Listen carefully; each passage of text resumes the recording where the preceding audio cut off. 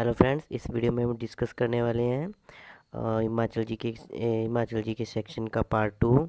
और इस वीडियो में हम दो एग्ज़ाम डिस्कस करेंगे, जे मैकेनिकल का और जे सिविल का।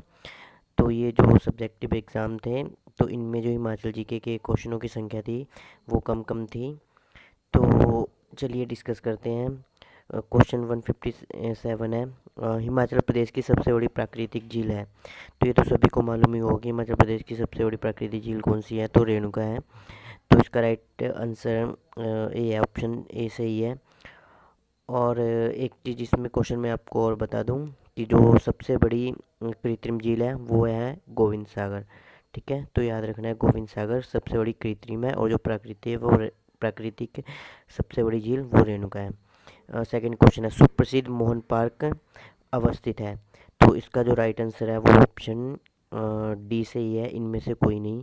क्योंकि जो ये पार्क है, ये जो स्थित है वो सोलन में स्थित है। ठीक है, सोलन में, तो याद रखना है कि ये जो पार्क है ये सोलन में स्थित है। नेक्स्ट क्वेश्चन, 1682 में बिलासपुर के राजा कौन थे जब गुरु गोविंद सिंह ने इस क्षेत्र का प्रवास किया था।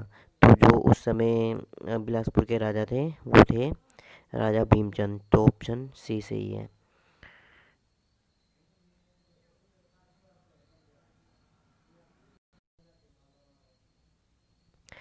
नेक्स्ट क्वेश्चन, हिमाचल प्रदेश का कौन सा जिला भारतीय बहुपति प्रथा के लिए प्रसिद्ध है।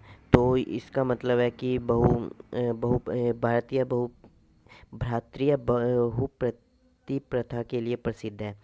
तो इसका जो मतलब है वो ये है कि जैसे किसी मतलब बड़े भाई की शादी हो जाती थी, तो उसकी जो बीवी थी वो मतलब जो उससे छोटे भाई थे वो सबकी बीवी होती थी।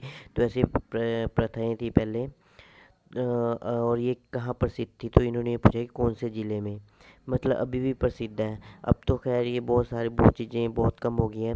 वैसे देखा जाए तो जो चारों डिस्ट्रिक्ट हैं, इन चारों में थोड़ी थोड़ी है, लेकिन जो सबसे ज़्यादा है वो है किन्नौर में। तो इसका जो राइट आंसर है वो है ऑप्शन ए, किन्नौर। ठीक है, ये नेक्स्ट क्वेश्चन के एग्ज़ाम है। तो क्वेश्चन 156 है कि गिरी नदी किसकी सहायक नदी है। तो गिरी नदी जो सहायक नदी है वो यमुना की सहायक नदी है। तो इसका जो राइट आंसर है वो ये है। और आपको पता ही होगा कि ये यहाँ पे खोदरा माजरी में आके गिरी नदी यमुना से मिलती है। नेक्स्ट क्वेश्चन है, हिमाचल प्रदेश के किस ज़िले में लामाडल झील स्थित है। तो इस क्वेश्चन को लेकर आपने कन्फ्यूज़न नहीं होना है, क्योंकि लामा अलग झील है और डल अलग झील है। लेकिन जो लामा झील है उसका पूरा नाम यही है, लामा डल झील। तो जो लामा झील है वो चंबा में है। तो ऑप्शन डी सही है। कई बार ऐसे आ जाता है कि खाली मतलब लामा भी आ जाता है कि लामा झील कहाँ है, तो वो चंबा में ही है, चंबा में ही पड़ती है लामा झील। और बाकी अगर आपको बता दूं कि डल झील वो एक अलग से झील भी है जो कि कांगड़ा में पड़ती है। अगर खाली आपसे पूछा जाए कि डल झील कहाँ है, तो उसका राइट आंसर कांगड़ा होगा। अगर पूछा जाए लामा डल झील कहाँ है, तो उसका जो राइट आंसर होगा वो चंबा होगा। तो नेक्स्ट क्वेश्चन है कि हिमाचल प्रदेश के किस जिले में पिन वैली राष्ट्रीय उद्यान स्थित है। तो जो पिन वैली राष्ट्रीय उद्यान स्थित है वो है कुल्लू में। तो ऑप्शन ए सही है। नेक्स्ट क्वेश्चन 159, हिमाचल प्रदेश की पहली महिला राज्यपाल थी। तो हिमाचल प्रदेश की जो पहली महिला राज्यपाल थी वो थी शीला कौल। तो इसका ऑप्शन ए सही है, शीला कौल। तो और एक चीज़ मैं इन आपको विद्या स्टोक्स बता दूं कि विद्या स्टोक्स कौन थी। तो जो विद्या स्टोक्स थी वो थी विधानसभा की प्रथम स्पीकर, जिसे बोलते हैं अध्यक्ष।